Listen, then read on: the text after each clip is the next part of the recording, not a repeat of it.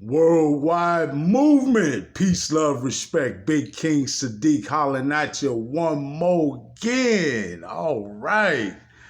Man, hey, thank you all. I love you all, truly. Man, it simply does not exist without you. What is that? The worldwide movement. Peace, love, respect. Thank you all for helping to build the worldwide movement. Let's continue to build. Come on, man. Let's push this drive. I know we can hit up to 444 subscribers. Get that important and powerful number in there. Hit that synchronicity, right? Come on, folks. Tell everybody you know. Tell some folks you don't know. Tell them to please keep up with everything I'm putting out there. Trying to make sure that we grow this movement and change this paradigm, huh? We're going to change the paradigm, man. So please check me out, the YouTube channel. Make sure that not only are you checking out the videos, but that you are going to the community section as well. To check out the important content I have there. Please make sure you're checking my Twitter feed as well for important content there and announcements and so forth. Make sure that you check in on my SoundCloud to check out my music there, and check out my music on all the streaming platforms, and certainly right on my YouTube channel, right? Please check out the new album and all of the songs and the important information contained therein. PLR New Paradigm is the title of the album. PLR New Paradigm. All right. So please check me out, folks, and make sure that you're staying up with everything I'm doing as we continue this. And now we are going to continue the 10-part video series. This is the third installment. And we're just going to jump right into it. We left off at a very important place. I think we're making some real progress, folks, right? We have talked about what we are and understanding conceptually. I think the first installment was pretty much about getting the concepts in our mind. And in the second installment, we actually talked about how we incarnate on this planet, how we go from being non-corporeal beings, non-corporeal entities, should I say, to being corporeal physical beings, right? And when we left off in the last video, we had become a baby. So we're understanding from our origins, right? We're understanding and starting to build the picture of exactly what we are. So continuing in that theme, we're going to talk more about what we are. I'm going to flip the screen around again. Again, bear with me, folks. We'll be getting much better video tactics in the near future. But for now, I'm just going to flip this around and let you folks get a view of my screen so that you can take a look at this model, a DNA model, right? And we're going to begin our discussion from that point. All right. Thank you. Worldwide movement, peace, love, respect. Let's continue to build, and let's continue this important 10-part video series, What We Are. All right. Without further ado.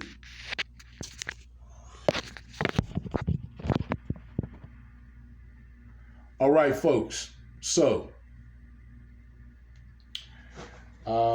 right away, we can see in this model, first of all, looking at the model, this is just one. You've seen probably at this point thousands of different representations of human DNA, right? And this is just one more of those representations. It's a little bit more of sort of a close-up model. You know, I'm not going to get into trying to break down the technical aspects of what the model is referring to in terms of the major and minor groove and the major and minor grooves and the purines and pyrimidines. Right, I believe is the correct way. Pyrimidines, I believe is the correct way to pronounce that. But what I do want you to notice and take note of is the basic components, right? These are what we're made up of, folks. This is what our DNA is comprised of, right? And our DNA essentially tells our cells how to combine and how to go from just being basic, very basic, complex, very basic to complex, I should say, basic to complex molecules to specialized molecules, right? Where we can start to see our cells beginning to form. In order for that to happen in an organized fashion, we have to have our DNA direct how these cells actually form. So it's good and important for us to understand what the basic components of our DNA are, what makes up our component. We see that we have hydrogen, oxygen, nitrogen, carbon, and phosphorus. Okay? What you will be able to gather from the model is the way that they link, right? And not only do you have color distinction, you also have size distinction. And this gives you, I think, a good picture, right? This is why I wanted you folks to see this. This gives you a bit of an image that can last in your mind in terms of what your DNA actually is. Folks, all of this contains information, right? Each bit of this contains information to the degree of which cannot be overstated. And when I say that, I mean that your DNA carries so much information in it, man has yet to replicate any modality, right? Any modality that can compare or compete with the storage capacity, the information storage capacity of DNA. Not even close, in fact, right? Our most complex and most advanced microchips, right, can't hold a candle to the storage capacity of DNA. All right? So this just gives you a little bit of an understanding of the process of how, because I talked briefly about our cells splitting and us beginning to form complex combinations, and eventually we became a fetus, right? But in that, I don't want it to be lost on us what exactly it is that we're talking about, right? These are the chemicals that make up our physiology, right? This is the chemistry of our human bodies, right? Of our physical bodies. So, where do these things come from, folks? All of these things come from our planet, right? The hydrogen, the oxygen, the nitrogen, prominent components of our atmosphere, right? The carbon, we call that our base, right? Because that's what you'll find as you'll see in here, the most common or most prominent of these components is the carbon. That's why we call ourselves carbon-based beings, right? All right. Again, what I want you to focus on, if you will, with me, please, folks, is the fact that all of this comes from the earth. None of this are we sourcing, right, from somewhere off of the earth in order for human beings to be born, right? We are seeing before our eyes the sort of blueprint, well, not the sort of, the exact blueprint of how our cells are to be formulated, right? This is what makes up the basis of our physical bodies. Now, the fact that all of this comes from the planet and me focusing on that is to focus on our relationship with the planet. All right, folks, we need to look, and I think we can agree that it's evidenced in our behavior toward the planet that we have looked and viewed our planet in such a way that would demonstrate that we see it only as a big rock, right? This big rock floating around in space that we live on, when in fact it is far more than that. It is essentially our planetary parent, right? Because all of the things that make up what we are come from this planet. So quite literally, on a physical level, this planet is our parent, right? So we certainly should be looking at Great Gaia's expression, Earth, right? Formerly known as Terra, is how we used to refer to this planet. And my sister's name, by the way, shout out to my sister. Love her dearly. And yeah, we need to get back to understanding that relationship, folks. We can't view our planet, our home, our parent as just some big rock. Because when we view it from that perspective is how we've developed the mentalities that are necessary in order for us to do all the things that we've done that are damaging to the planet, right? Our terrible habit of polluting the planet, the way that we have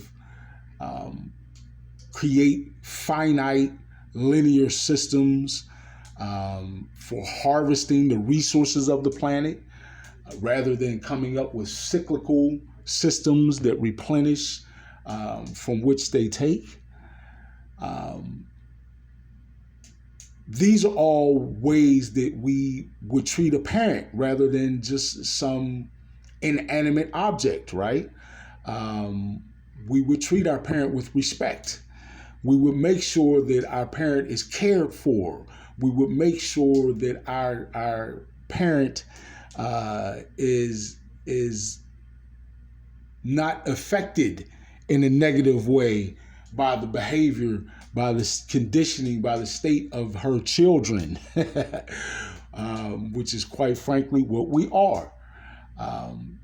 As beings on this planet, we are children of this planet, most certainly.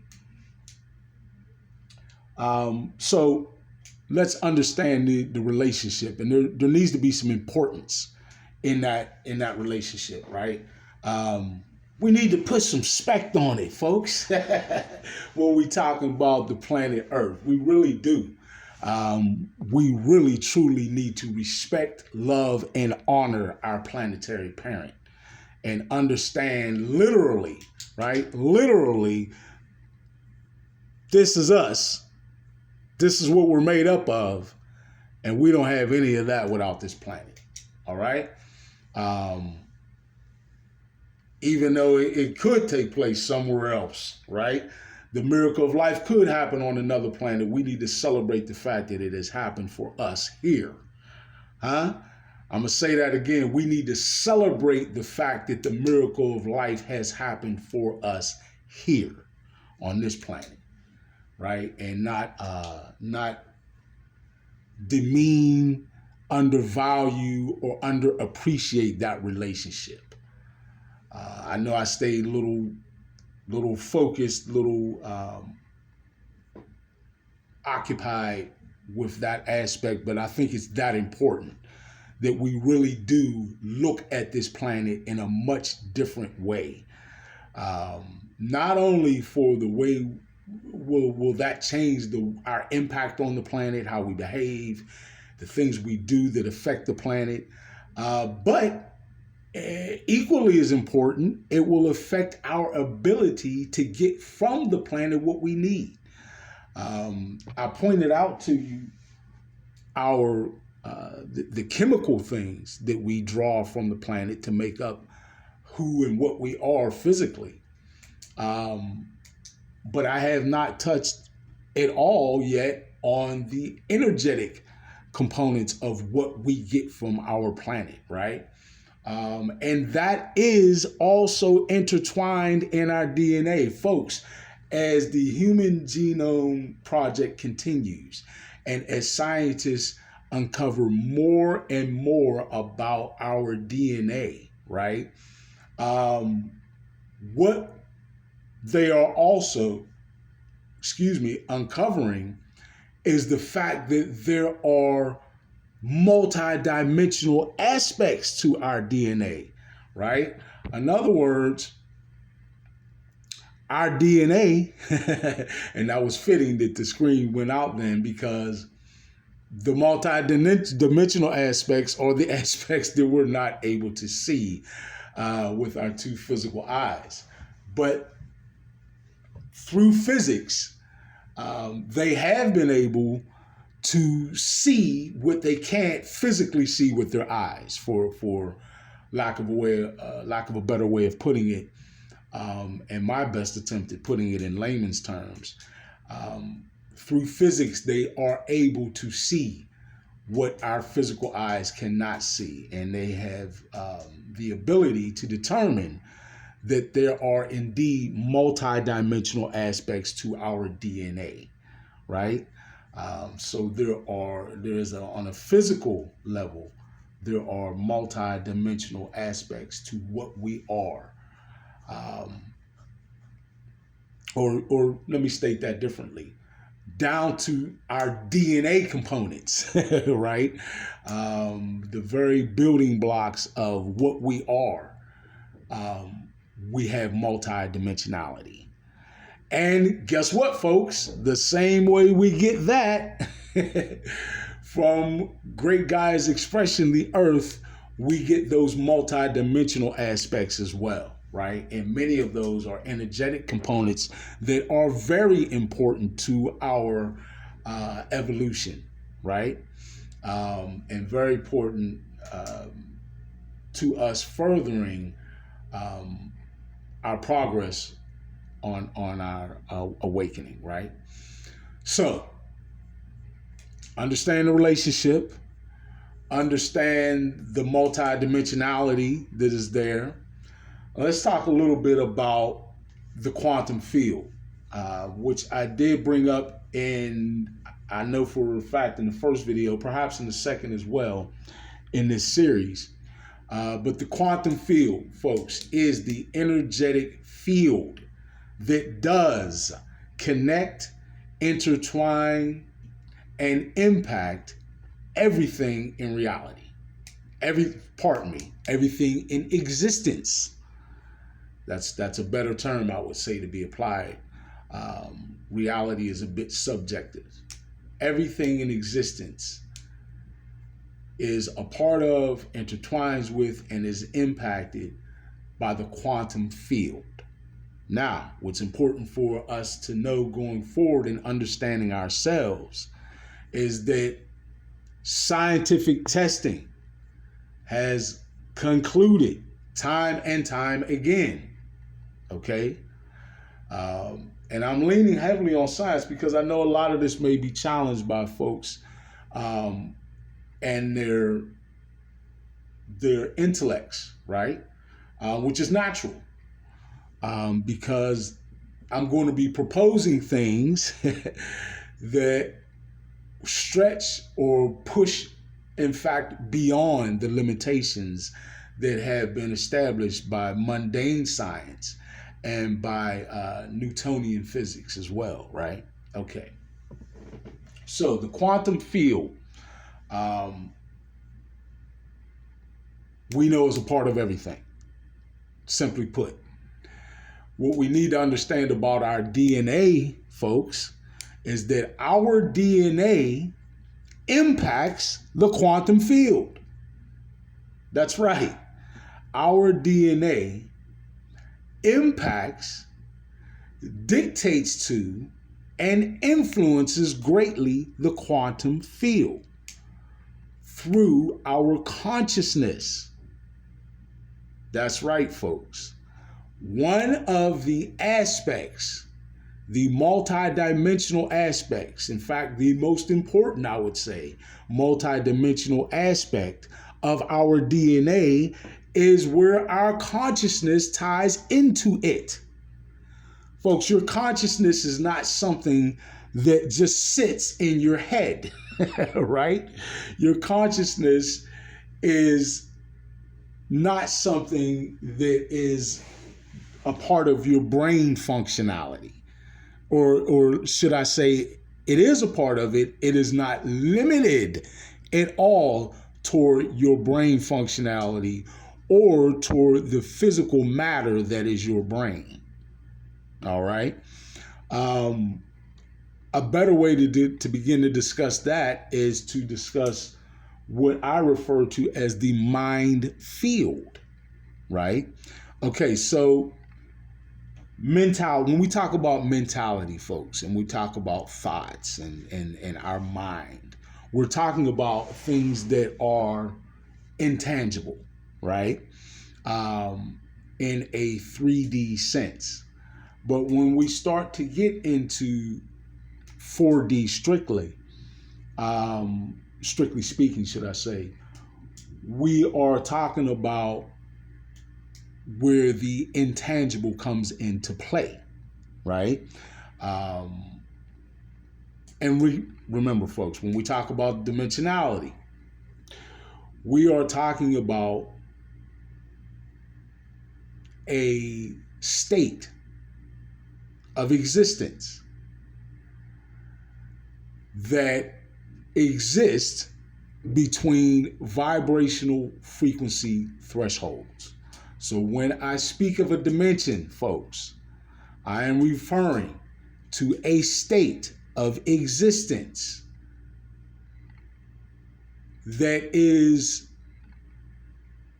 described, at least, that's probably the best word, that is described, or that we can describe between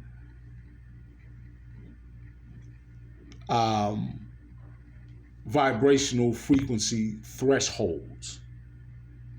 All right.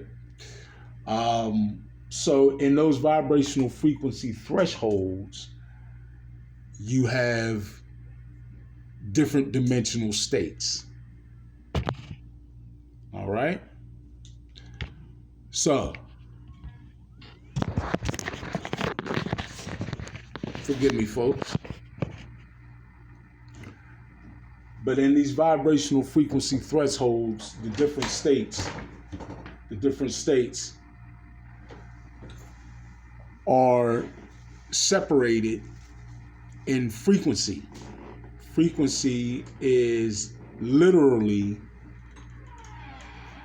how frequently something is vibrated is vibrating in a particular frame of observance.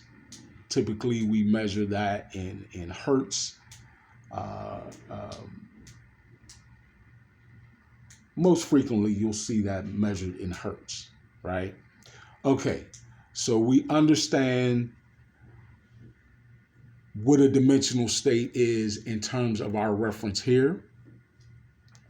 We understand that the quantum field is the field that is on a multi-dimensional level, what interacts with, intertwines with, and impacts everything in existence. And now we can cognize and begin to really let it soak in that our consciousness is, in fact, a major player in physics, which is what is contradictory to Newtonian physics. But scientists have uncovered what was already there, right? What was known by the ancients and by the indigenous folks around the planet, which is that our consciousness is a major player in physics. And that all ties in through the multi-dimensional aspects of your DNA. So now, in summary, what does all that mean? Well, folks, that means that your consciousness impacts your reality. Huh? That's right, Big King. Tell him again. Your consciousness impacts your reality. And it happens at the very DNA level. So understand that, folks, that at our very most basic components of who and what we are, we control reality itself.